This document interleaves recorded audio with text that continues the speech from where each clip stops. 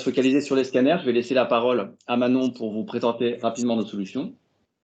Merci Olivier. Donc en termes de gamme de scanners, si on commence par les scanners à main, donc de la marque Artec, plusieurs modèles disponibles. On a commencé à vous les montrer en préambule.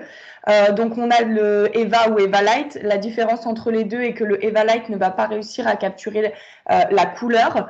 Sinon, ils ont les mêmes caractéristiques techniques, la même précision. Globalement, c'est un scanner qu'on utilise pour venir scanner de la grosse pièce. Quand je dis de la grosse pièce, pour vous donner un ordre d'idée, avec ce scanner-là, on peut scanner une voiture complète. Ok. Ensuite, le deuxième modèle, donc c'est le Space Spider, qui lui est 2 fois plus précis que le Eva et le Eva Light, qui permet du coup de scanner avec précision des pièces de plus petite taille.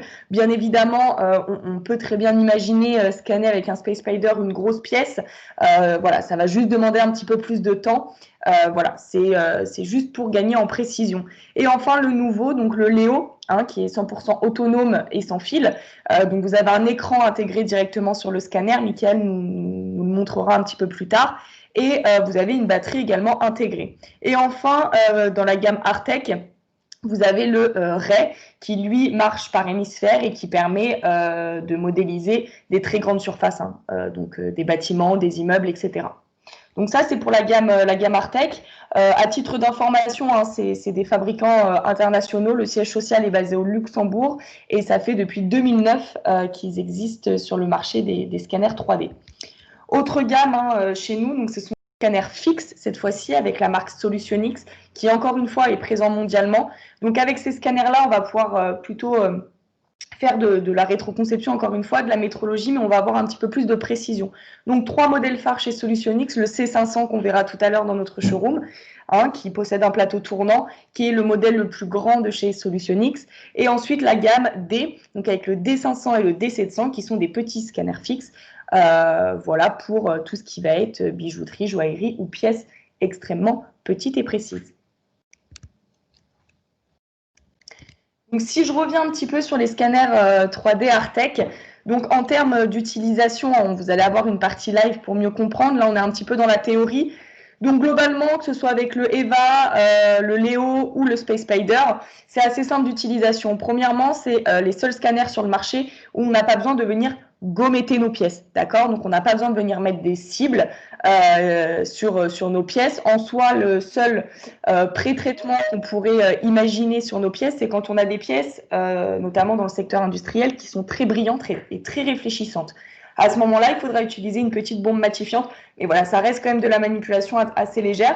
Les scanners, eux, se repèrent par rapport à l'environnement dans lequel la pièce se trouve et non pas directement sur la pièce. Donc, en termes de prise de scan, c'est plutôt assez simple. Voilà, il n'y a rien de très complexe ou très compliqué, que ce soit sur le Eva ou sur le Space Spider, le Léo étant aussi le dernier modèle. Donc, comment ça se passe? Je vais passer assez rapidement parce qu'on va le voir après en direct. Donc, on appuie une première fois sur le bouton de notre scanner, d'accord?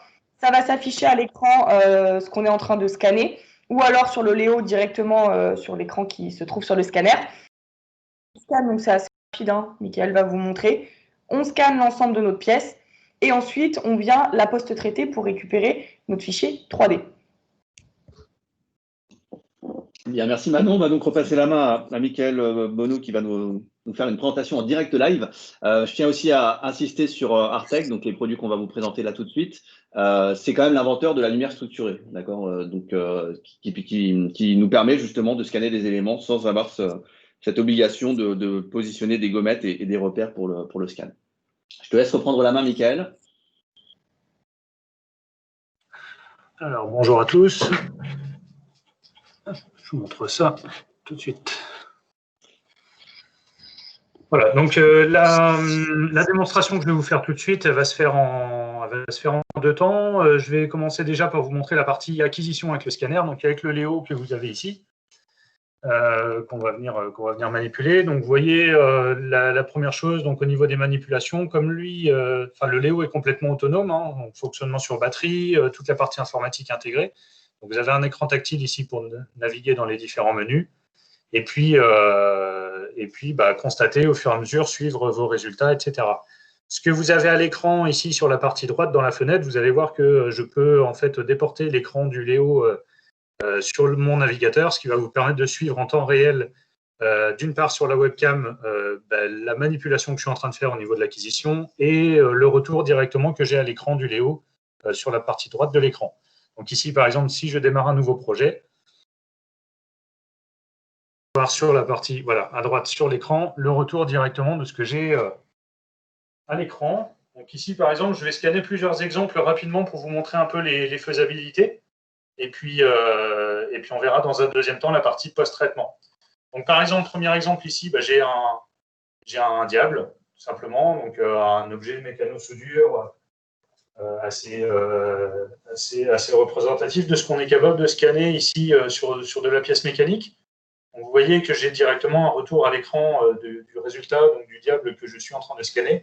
Et là, tout simplement, je vais venir donc démarrer mon acquisition et puis simplement balayer ici la totalité des surfaces de mon diable. Donc, simplement, voilà, en venant scanner, pointer toutes les zones dans tous les sens, sous différentes orientations, et puis balayer la totalité de mes surfaces voilà, pour récupérer toutes vos géométries.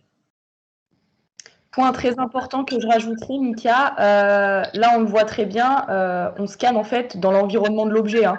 Vous voyez, il n'y a rien au sol, il n'y a rien sur le mur, on a juste pris notre objet, il faut l'imaginer dans un atelier, on le déplace juste pour avoir la place de pouvoir tourner autour, mais voilà, il n'y a aucune modification ni sur l'objet ni sur son environnement, on scanne là où il est positionné, ce qui est quand même plutôt avantageux, notamment pour tout ce qui va être pièces très lourdes ou compliquées à déplacer. Oui, puis on a également ce retour couleur qui nous permet de voir en rouge les zones qui nécessitent un repassage, en vert les zones qui sont totalement bien capturées. Voilà. Voilà pour le premier exemple sur cette typologie de pièces-là. Ensuite, si Jimmy qui tient la caméra veut bien jouer le jeu, donc je vais revenir en arrière, je vais compléter un petit peu mon projet. Donc de la même manière, comme on travaille sur de la lumière structurée, il n'y a aucun danger, aucune problématique à scanner de l'humain, du vivant d'une manière générale. Donc vous pouvez ici facilement venir balayer la totalité du visage de Jimmy pour pouvoir scanner de l'humain, récupérer de la géométrie, faire de la prise de mesure, faire de l'acquisition tout simplement sur des éléments vivants. Et puis donc récupérer, voilà, on n'a aucune limite que ce soit donc de la pièce mécanique qu'on a vu dans un premier temps ou du vivant. Hein, il n'y a aucune adaptation au niveau du matériel. C'est simplement créer un nouveau projet ici et puis scanner de la même manière. Je vais vous montrer un dernier exemple. Alors c'est très succinct, c'est 3 exemples pris comme ça, mais c'est assez représentatif des capacités qu'on peut avoir. On va aller scanner un meuble.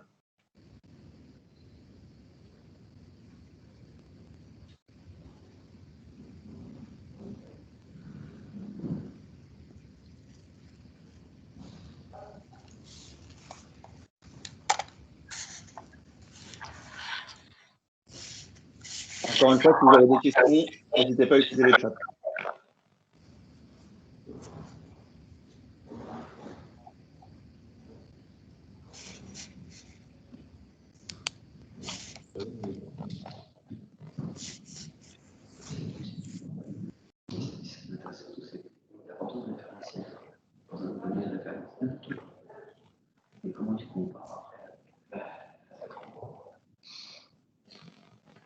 Donc voilà, simplement pour vous montrer, comme disait Manon tout à l'heure, on n'est pas vraiment limité par la dimension des objets. J'ai essayé de vous représenter quelque chose d'un petit peu plus grand. Donc on peut imaginer par exemple sur du mobilier comme celui-là. Bon, là, vous avez des pièces de démonstration à l'intérieur, mais on peut imaginer faire de la capture sur un environnement quelconque sur lequel on va vouloir adapter du mobilier. Ça peut être un environnement simplement dans lequel vous voulez intégrer de la machinerie, des éléments particuliers. Donc ça vous permet vraiment de récupérer des formes complexes pour pouvoir y adapter plus facilement des éléments. Alors, à échelle plus réduite, on peut faire la même chose sur du boîtier, par exemple, pour pouvoir équiper des éléments. Et voilà un petit peu ce qu'on peut obtenir en termes de dimensionnel. Vous voyez que le temps de capture est vraiment très rapide, très très simple. Il n'y a pas de contrainte de luminosité ou quoi que ce soit. En termes d'utilisation, vous pouvez même scanner dans le noir, par exemple. Ça fonctionne très bien. Donc voilà un petit peu ces quelques exemples ici. Alors, en termes de logiciel, effectivement, chez Artec, il y a un seul logiciel unique qui s'appelle Artec Studio qui vous permet donc de traiter et de post-traiter l'acquisition des scans que vous avez fait. Donc là, par exemple, on va continuer à travailler sur le Léo, mais je vais vous montrer une partie de fonctionnalité à partir de scans issus du Spider. L'intérêt, effectivement, d'avoir un logiciel unique, déjà, c'est que vous pouvez piloter un ou plusieurs scanners au travers du logiciel. Donc, on peut imaginer, par exemple, comme c'était cité dans la présentation, on a par exemple le Space Spider qui permet de scanner avec plus de précision.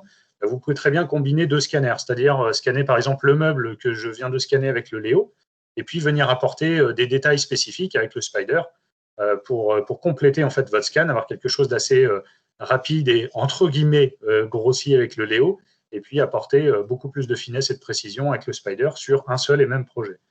Donc voilà l'intérêt le premier intérêt qu'on peut trouver à Artec Studio. Ensuite, donc c'est un logiciel qui est vraiment très très simple à prendre en main. Donc ça, je vais vous montrer ça tout de suite.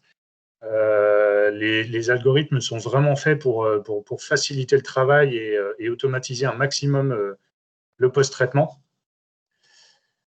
Alors à l'écran ici, vous avez différents scans. Bon, j'ai pris un petit peu d'avance. Je ne post-traite pas directement les scans que je viens de faire parce qu'encore une fois, ils sont faits. C'était plus pour vous montrer la manipulation du scanner que vraiment obtenir des résultats pertinents. Si je reprends un petit peu ma caméra, voilà. Donc la pièce que vous avez ici sur la table, c'est la pièce que j'ai scannée précédemment. Voilà, différentes vues de cette pièce-là. Donc une pièce mécanique qui doit mesurer à peu près 40 cm de long, qui est plutôt assez détaillée. Voilà pour la présentation de la pièce rapidement. Donc si je reviens sur le logiciel, alors j'ai fait 3 vues sur cette pièce-là pour pouvoir scanner en fait toutes les zones dessus, dessous, intérieur, etc. de cette pièce. Donc la première étape, comme je l'indiquais avant, c'est de recomposer les différentes vues. Donc, pour ça, j'ai des outils d'assemblage. Alors j'ai différentes méthodes. J'ai une méthode complètement automatique, j'ai des méthodes un petit peu assistées manuellement, etc. Donc je pourrais par exemple prendre cette vue-là et puis simplement venir essayer de superposer approximativement les vues. Donc là, je vais la tourner dans tous les sens, la ramener ici, essayer de la superposer très approximativement et puis demander au logiciel de finaliser l'assemblage de cette vue. Ou alors l'autre possibilité, c'est de venir directement sélectionner des points approximatifs pour l'aider. Si vous avez un peu moins de dextérité à la souris, dire par exemple que ces points-là sont communs, ce point-là ici, ce point-là est à peu près ici. On va superposer les points marqués et on va demander au logiciel de finaliser. La troisième vue ensuite, on va faire la même chose. Voilà. La troisième vue, ça va être exactement la même manip. Là, je vais venir sélectionner, par exemple, des points ici, des points ici, et puis un dernier point, approximativement, ici, superposer et assembler les vues. Donc, voilà, la recomposition se fait rapidement, donc les algorithmes du logiciel se débrouillent pour pouvoir le faire. Vous avez un mode complètement automatique, si nécessaire. Voilà, c'était pour vous montrer un petit peu les modes manuels. Vous voyez qu'il n'y a rien de très compliqué pour rassembler les vues. Et ensuite, donc, sur toute la partie post-traitement, ce qu'on va effectuer, vous avez différentes opérations de post-traitement qui peuvent passer donc, par la finalisation de votre modèle, par la création de votre fichier maillé, et puis par des phases de post-traitement qui peuvent permettre de nettoyer un petit peu le fichier, d'enlever le bruit, donc toutes ces petites imperfections, ces petites aberrations que le scan va récupérer, notamment liées à de la réflexion, des choses comme ça, les remplissages de trous. Enfin, vous voyez que vous avez différentes options ici, donc que vous pouvez toutes traiter manuellement, ou alors, comme je vais vous le proposer ici, c'est simplement sélectionner les options que vous souhaitez utiliser, cliquez sur ces parties ici, et puis automatiquement, le logiciel va vous effectuer toutes ces phases de post-traitement directement pour obtenir votre résultat fichier maillé. Donc là, pour vous donner une idée, le temps que le logiciel me calcule le résultat, j'ai au préalable en fait scanné dans 2 modes différents. Donc ça, c'est vraiment le process, on va dire, classique qu'on va retrouver sur l'ensemble des vues. Donc là, le fichier que je viens de finaliser, que vous avez sous les yeux, c'est le mode normal, classique, qu'on utilisait jusqu'à aujourd'hui sur l'ensemble de nos scanners. avec un résultat qui est plutôt intéressant, qui est très précis, très simple, et comme vous voyez, le résultat est obtenu très rapidement. Ensuite, on a ce nouveau mode HD qui a été créé. Donc, au préalable, voilà, j'ai récupéré exactement le même projet issu du même scan effectué par le Léo, exactement les mêmes prises de vue. Et par contre, j'ai activé ce mode HD au niveau de la capture. Et du coup, en termes de résultats, vous vous rendez compte qu'on a des détails qui sont beaucoup plus fins, beaucoup mieux finalisés. Si on peut prendre, par exemple, des zones de perçage comme celle-là, où vous avez des perçages qui sont un peu mieux définis, des nervures qui sont beaucoup plus fines, des arrêts de vif qui sont beaucoup mieux définis, etc. Donc, on a un résultat qui est nettement plus intéressant. Donc, voilà un petit peu pour exemple la présentation une fois de la différence entre le mode normal et le mode HD qu'on peut obtenir. Et puis, d'une manière générale, la facilité d'utilisation au niveau du post-traitement. Ici, mon fichier maillé maintenant a été créé. Si je souhaite l'exporter, j'ai simplement exporté mon fichier et il est maintenant exploitable en impression 3D, en rétroconception, enfin toutes les phases que vous voulez. D'ailleurs, en parlant de rétroconception, c'est une des nouveautés de la version 15 qu'on a ici. On a possibilité maintenant, dans Artec Studio, directement, sans quitter le logiciel, de créer ici des géométries primitives, c'est-à-dire, par exemple, de venir sélectionner une zone ici sur le dessus de la pièce, et puis de venir reconnaître un plan sur cette sélection-là. Donc, le logiciel va venir nous créer un plan qui va venir coller au maximum à la sélection qu'on a pu faire sur le logiciel, de venir prendre par exemple cette partie ici, et puis de reconnaître un cylindre, etc. Donc on a possibilité comme ça, au travers du logiciel, de créer des géométries qui sont des géométries parfaites et que vous allez pouvoir exporter au format STEP, IGES ou paramétrique directement dans votre CAO ou tout le logiciel pour faire de la récupération, etc. En plus de ça, vous avez possibilité maintenant dans cette nouvelle version de prendre de faire des mesures. Donc de prendre par exemple une mesure d'anthrax entre deux cylindres sans aucun problème. Je peux prendre une distance avec le plan, mais ça n'a aucun sens là, sur cet exemple-là. On a possibilité de prendre des codes sur ces géométries primitives et du coup de commencer à faire un petit peu de métrologie, un peu de contrôle aussi sur les pièces. Donc voilà pour ça. C'est présentation très rapide, je vais en rester là pour cette partie-là. Après, il y a une autre fonctionnalité qui est très intéressante aussi dans Artec Studio. Je vais juste vous prendre un autre exemple parce que, qui va vous permettre de voir ça. Donc ça, c'est un fichier qui a été scanné avec le Space Spider, par exemple. Donc ici, j'ai la totalité des scans qui ont été réalisés, qui ont déjà été recomposés. Je vais générer mon fichier de scan là. L'intérieur de la pièce, ici, c'est une pièce qui doit faire à peu près 30 mm de long, qui est très petite. Donc le scanner n'a pas pu me récupérer les formes intérieures. Mais à la limite, ce n'est pas grave, ce n'est pas ce que je souhaite récupérer. Donc j'ai ici le résultat de mon scan. J'ai importé mon fichier 3D directement que vous avez ici, le fichier qui m'a permis de produire cette pièce-là. J'ai simplement superposé les deux, le scan et mon objet 3D avec les outils d'assemblage que j'ai utilisés précédemment. Et ici, dans mes fonctionnalités de prise de mesure, je vais pouvoir créer une cartographie de distance entre mon fichier scanné et mon fichier théorique. Donc, ça vous donne une cartographie de couleurs par rapport aux distances que vous pouvez avoir. Donc, vous voyez par exemple sur le graphe ici qu'en gros, la répartition de mes erreurs se trouve entre moins 0,4 et plus 0,4 mm. Donc, je peux ici resserrer mon échelle de lecture pour avoir quelque chose de beaucoup plus visuel. Et puis obtenir comme ça une cartographie des écarts de code que je peux avoir entre les deux.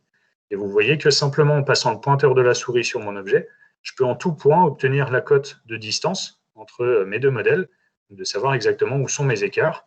Donc vous pouvez très facilement, à l'aide d'un scanner, faire par exemple une validation de réception.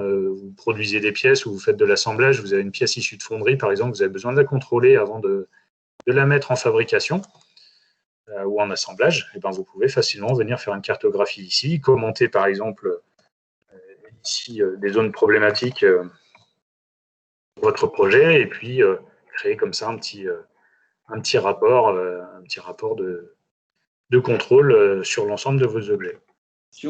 précédente était: le Spider est-il adapté au contrôle métrologique? Alors, merci pour la question, parce que ça nous permet justement d'introduire un petit peu la suite de cette présentation. Vous l'avez vu tout à l'heure en préambule, un scanner de bureau qui était un peu plus gros. Vous l'avez vu tout à l'heure sur la caméra, on y reviendra. Il s'agit des scanners de la gamme SolutionX. Donc, vous avez 3 scanners chez SolutionX, dont le D500 que vous avez pu voir. Ce sont donc des scanners qui sont, pour répondre à la question, beaucoup plus dédiés au contrôle métrologique. Pourquoi? Parce que nous sommes sur des scanners qui ont une analyse automatique avec une synchronisation active. Donc, tout va fonctionner par un plateau qui va pivoter automatiquement sur les 3 axes. On aura également une phase de calibration automatique sur ces éléments, une tête de scanner amovible si le besoin s'en fait sentir, aucun besoin de cible ou d'alignement manuel requis pour ces scanners de la gamme SolutionX, et puis des volumes de numérisation assez flexibles. Si je prends le 500, qui est le plus grand de la gamme,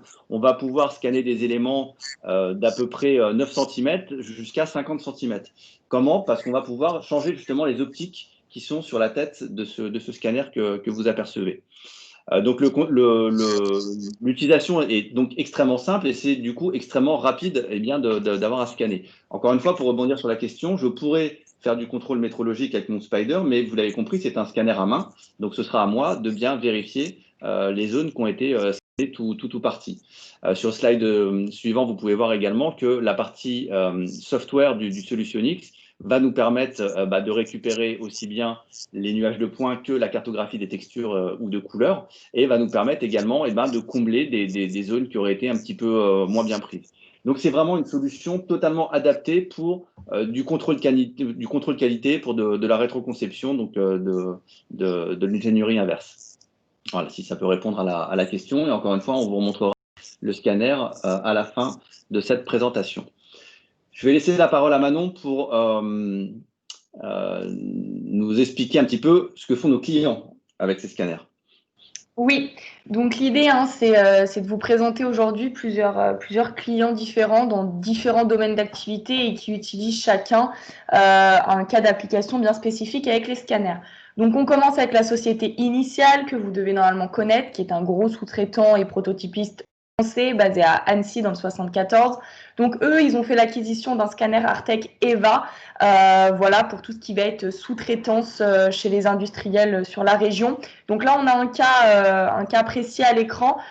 Donc, en fait, c'était de venir adapter une pièce industrielle sur la moto que vous voyez ici. Donc, pour cela, il fallait scanner l'environnement dans lequel se trouvait cette pièce, récupérer du coup le fichier et intégrer dans un logiciel de CAO. Bien évidemment, on est quand même limité dans la partie software Artec, venir du coup adapter cette pièce. Donc ça, c'est le premier cas client que je voulais vous présenter. Autre cas client dans le secteur médical, cette fois-ci, un centre de rééducation pour enfants Grand Brûlé qui se situe donc sur la région lyonnaise. Donc l'idée, jusqu'à aujourd'hui, donc ils prenaient les empreintes des visages des enfants au plâtre. Donc là, faire un visage au plâtre, c'est quand même assez compliqué. Du coup, ils ont acheté un scanner EVA également pour venir scanner du coup le visage du petit patient. Donc voilà, il n'y a pas de douleur, il n'y a pas de gêne. C'est un côté aussi un petit peu ludique. Donc voilà, ça les aide pour la partie appareillage. Ensuite, dans le secteur automobile, Olivier vient de vous en parler, le contrôle qualité. Donc avec Renault, aujourd'hui, c'est des pièces qui sont fabriquées en SLA. Ils ont besoin du coup de les contrôler. Donc voilà, on vient scanner la pièce. C'est mes captures d'écran réalisées chez mon client. Donc on vient scanner la pièce. On peut donc comparer le fichier comme Mickaël vous l'a présenté tout à l'heure. Et ça nous permet de réaliser un contrôle qualité rapidement, sachant que jusqu'à présent, ils faisaient ça au bon vieux pied à coulisses. Ensuite, donc, dans le secteur de la cosmétique et de la grande distribution quand même, donc avec le groupe L'Occitanie. Donc là, on est sur de la rétroconception pure. On est sur des pièces d'outillage, comme on le voit ici. Donc nous, on a refabriqué en impression 3D, mais pour cela, il fallait quand même qu'on récupère les plans de la pièce. Donc on est venu les scanner. Donc là, on est sur une pièce très brillante. Voilà, j'ai simplement dû la matifier. Prendre une prise de vue de face, une prise de vue de dos et aussi récupérer la paroi fine, soit du côté droit, soit du côté gauche. Et ça nous a permis de récupérer directement notre fichier 3D. Et ensuite, donc dans le secteur agroalimentaire, cette fois-ci avec Cronenbourg, super exemple encore, hein, on vient faire de l'analyse d'outillage. Donc on a la pièce ici à l'écran usinée, fait en usinage CNC de base. On est venu la scanner, on a récupéré notre fichier et donc nous on l'a réimprimé derrière en composite en fabrication additive. Voilà, ça permet du coup d'analyser, de fabriquer aussi des pièces de maintenance sans délai à moindre coût. Hein. Aujourd'hui, il faut quand même savoir que Cronenbourg et le groupe Carlsberg en général ne possèdent pas de logiciel de CAO. Donc voilà, c'est important pour eux en termes de réactivité, surtout vu la période qu'on traverse, de pouvoir scanner et reproduire la pièce assez rapidement.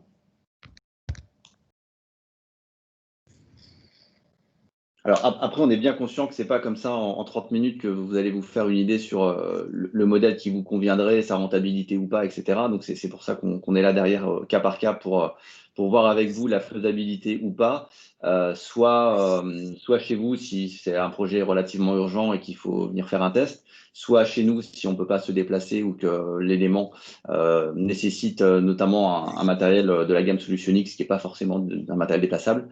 Donc, soit à distance avec la caméra, comme on l'a fait de façon plus particulière, soit on vous invite dans nos différentes agences, hein, qu'elles soient Paris, Toulouse, Lyon, pour faire ces essais. Donc, n'hésitez pas également à nous envoyer vos demandes et vos besoins.